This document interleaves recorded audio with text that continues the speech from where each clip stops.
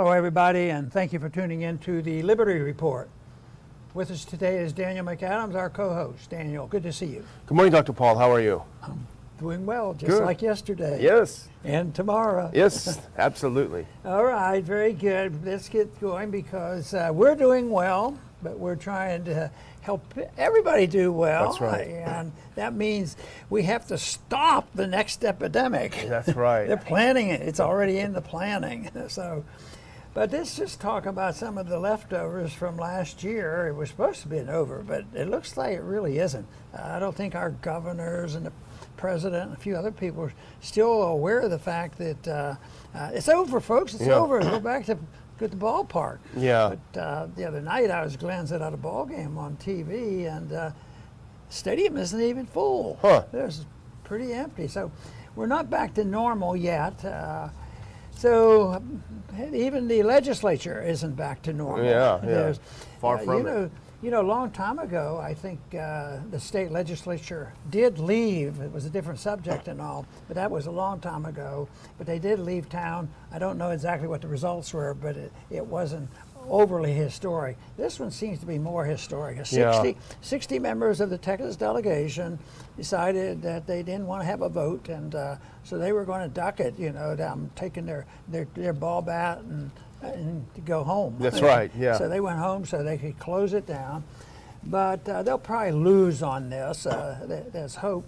But, the first reaction ought to be good. They won't be passing any legislation. But they might have been going to pass legislation that could have been helpful. Yes. It's the whole principle of what's going on. But we saw the pictures of them getting out of town, getting on an airplane. And they forgot a couple things. They forgot their masks. Yeah. And then they also forgot what their position was because they came down very hard for everybody wearing their mask. And, that's inconsistent. I wonder if people will notice. Well, we notice here as well as many other millions of people notice, which is really a great talking point for us. We've noticed that over the past year, that when you have a leader, a governor or somebody coming down real hard on the people, follow the rules, follow the science, and then they get caught disobeying their own rules. Yep. People don't like that because what they're starting to recognize is that when people do this, the hypocrisy that they participate in is really outright lying. That's what it really is. It's lying, it's demagoguing, it's distorting the truth. It's done for political reasons.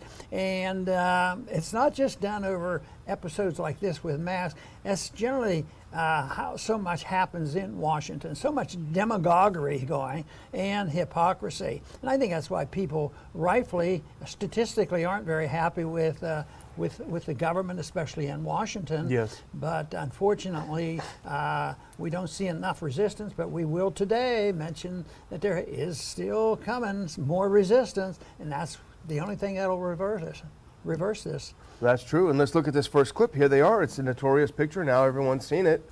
The Texas Democrat delegation, 60 members, as you say. If that first clip, here they are. They're on an airplane. They're flying to D.C.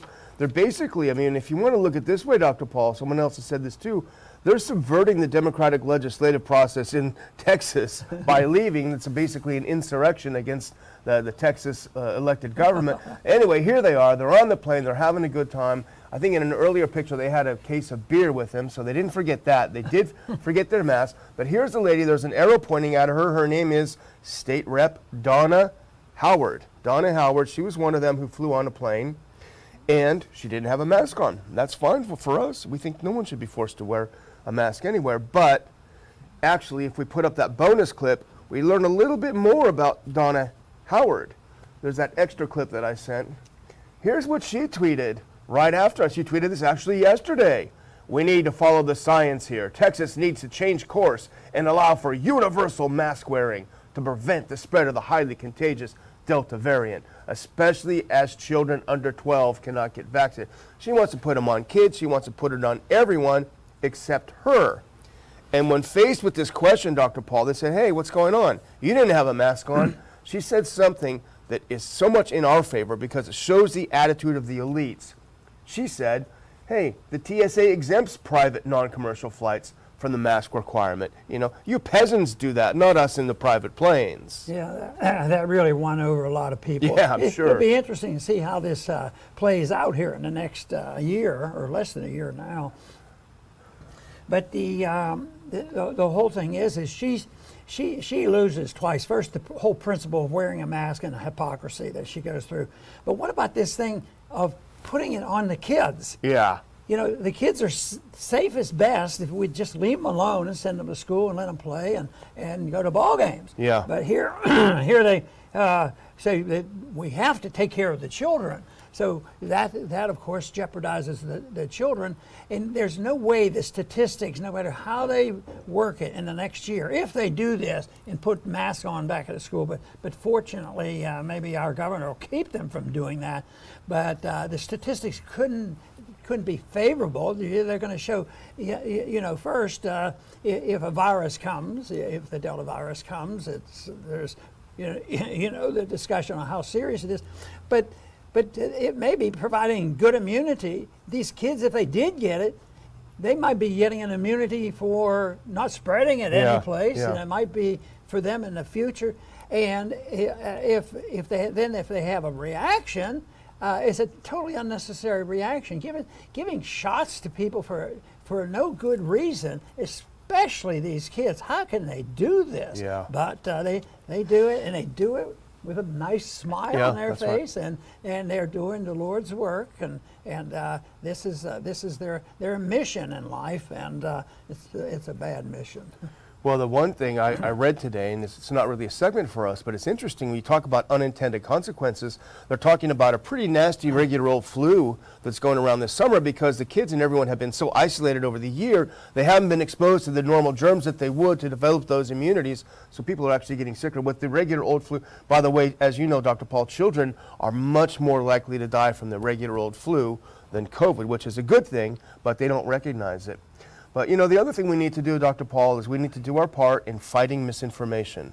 You know, the Biden administration is chasing people down, if you're ready to move on to that, chasing people down for misinformation. They want to stop it. But we have a clip from Twitter yesterday from our president. He was doing a town hall meeting, very eloquent. Let's play that first Twitter clip if we can. And here's what he had to say. We got to get that queued up. It's a little tricky, but that first video clip on Twitter. Here we go. Here's our president. Let's hear what he has to say. Various shots that people are getting now cover that. You're okay. You're not going to get COVID if you have these vaccinations. Yeah. You're not going to get COVID if you have these vaccinations. So, Dr. Paul, let's look at that. Let's skip that one clip, the Trump clip, and skip over to the next clip if we can. It's getting complicated, but you're not going to get COVID if you have vaccinations. That's what the president says. He's fighting misinformation. If we can put that clip on. Uh-oh. Vaccinated Pelosi staffer and White House official test positive for COVID amid visit of these notorious infected Texas lawmakers. I'm trying to figure out who's going to get canceled over all this. It's getting so confusing. Who's not following science, you know, hiding behind the science when they're completely wrong and completely off. I mean, this whole thing about this, giving these shots to the kids, follow the science, follow the science. It's so sickening. But it's also the thing, the reason, once the people know more about this is what turns them off. Yeah. So I think if we do nothing else than have a few more people hear about this and spread the message, that more people will resist, and that's what we need. This is just terrible, you know. It is. And follow the science. Yeah. Well, who's going to teach them science? Well, we're on the topic of Biden. I want to do sort of a semi-funny thing. If we could just play that second Twitter clip. I think about 20 seconds of it or something. I put it down. This is also from the town hall. Dr. Paul, I know you probably didn't watch it as closely as some people, but let's watch this second clip for the first few seconds of it if we can. Hey, just like the other question that's illogical, and I've heard you speak about it because I'm not being solicitous, but you're always straight up about what you're doing. And the question is whether or not we should be in a position where you why can't the And let's just do the clip after that, because this is the joke I was telling you about. Listen, the Babylon Bee is so funny. Let's look at, because we saw what Biden was saying or was not saying. Let's look at that Babylon Bee clip if we can. The next clip up there. The Babylon Bee.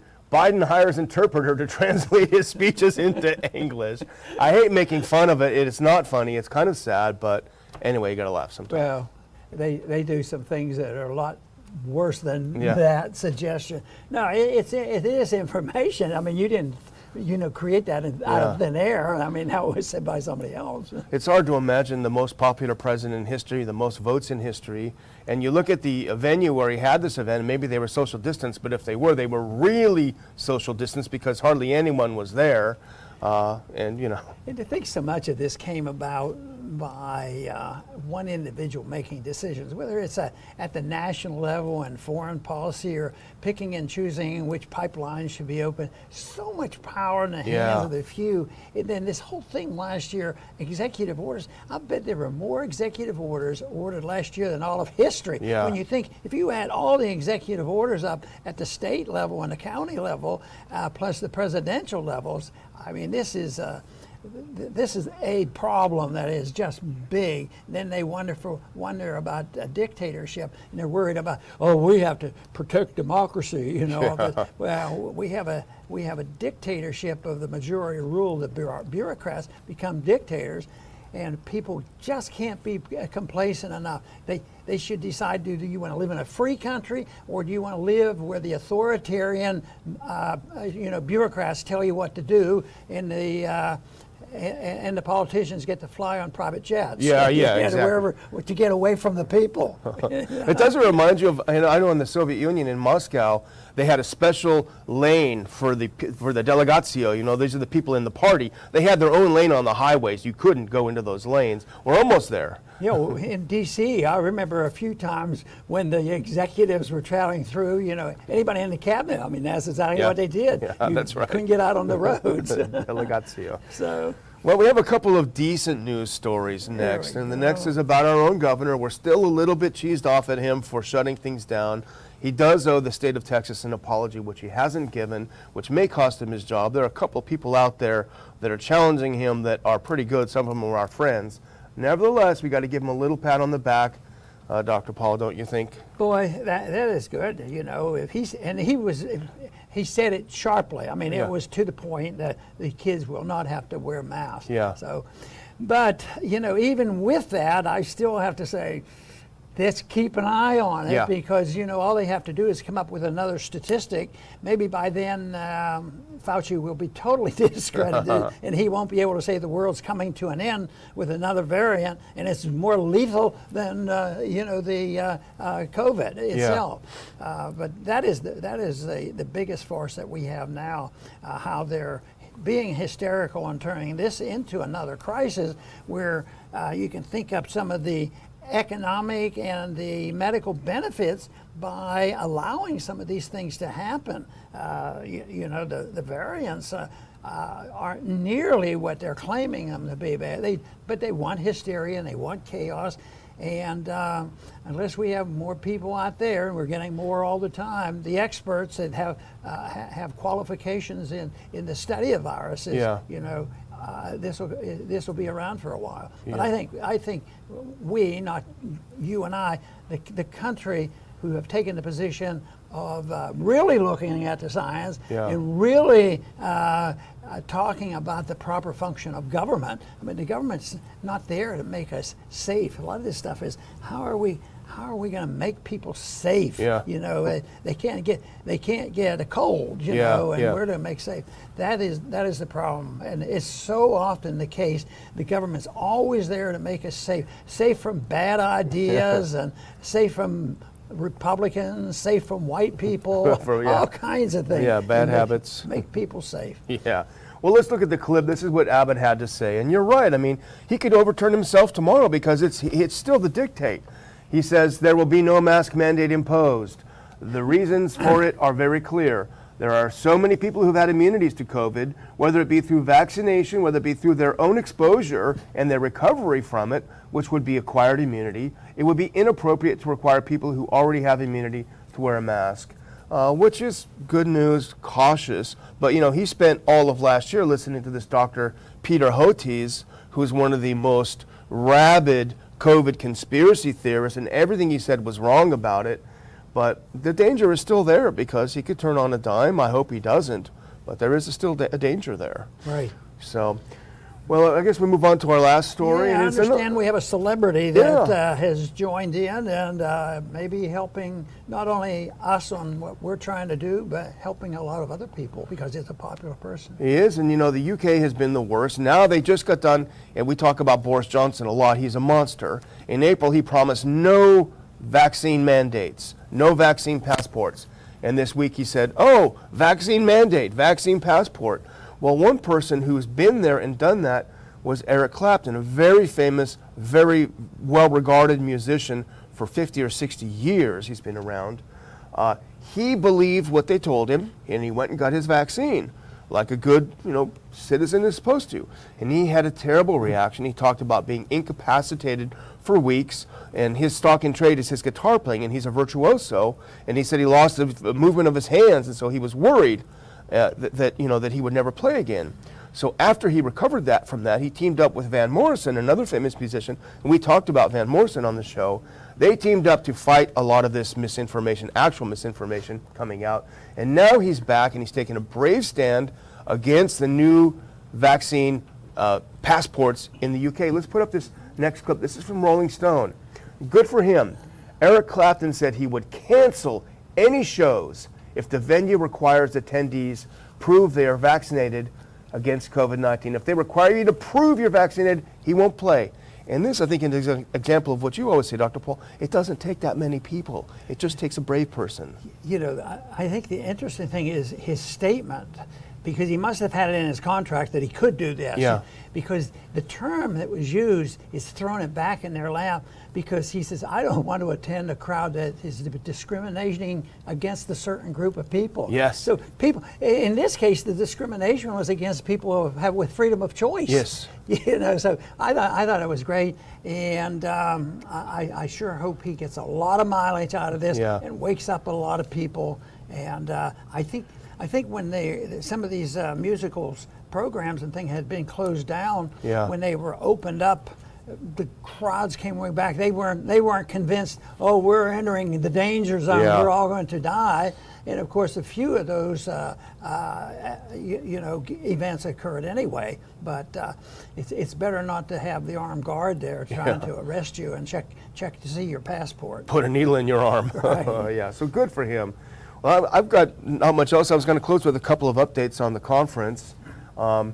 First one, and I sent out an email update to our subscribers. You subscribe for free. Go to ronpaulinstitute.org and hit subscribe to our free newsletters. You'd already know this if you were subscribed, but let's put up the next clip. Great announcement for our conference in September. We're announcing that Robert F. Kennedy Jr. will be joining us as a speaker at the Ron Paul Institute's Washington conference on September 4th. We had him on the show last year, almost a year ago, right now. It was a terrific show. He was so great. We were so impressed. He's so brave, and we are really happy that he's going to join us for the event. I have to say, unfortunately, the tickets are virtually sold out now, so I'm not going to do the P.T. Barnum too much right now. But I will do the P.T. Barnum on one thing, which is the next announcement. And if we can look at that next clip, here's another announcement. I just heard yesterday back from the scheduler for Representative Thomas Massie, the best person in the U.S. House of Representatives currently, bar none. He has generously agreed, his time is tight. He has generously agreed not only to join us as a speaker at the conference, but he will be the luncheon speaker for our students' seminar, our Ron Paul Scholar Seminar. He will be the lunch speaker. So listen up, upper division undergrads and grads. Do you want to have lunch with Thomas Massie? Who doesn't if you love freedom? If you do, go to ronpaulinstitute.org. On the upper right, there's an article about the Scholar program. You can click.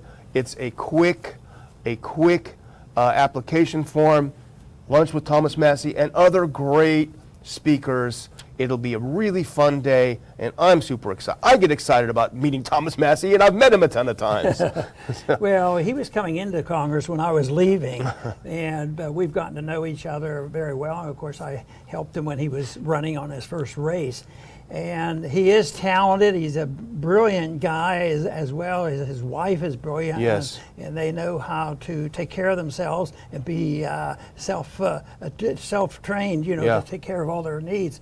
So he's very talented, but he knows this. And there's a lot of people who know and understand the philosophy of liberty, and they endorse it. And in their way, they try to spread the message.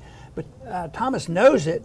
But he is good, at explaining it. But the best part about it is something that I always work on, because I think he excels, and it's something that Leonard Reed tried to teach us, who were trying to spread this message, and it's tone. Yes. What is your tone? What is your attitude? And you can't help but like him, because his tone is good, and he's the one that you don't walk away and say, oh, how horrible this is, it's just a terrible thing. So he's great on this, and I don't know what more we can ask for in an individual, to be able to know the philosophy and have the right personality and coming. So why don't we have a bigger place? We keep having people like this in Congress. We're going to have to get a bigger place someday. Maybe next time, but I like the size of what we have. We'll think about it next time. Very but I'm good. all done, Dr. Paul. I hope we... Very good. And I just want to thank everybody once again, all our viewers who are loyal to us and helping us along, and we'll keep plugging away, and we have our several conferences coming up. We hope to see a lot of you there. And for right now, thank you very much for tuning in today to the Liberty Report. Please come back soon.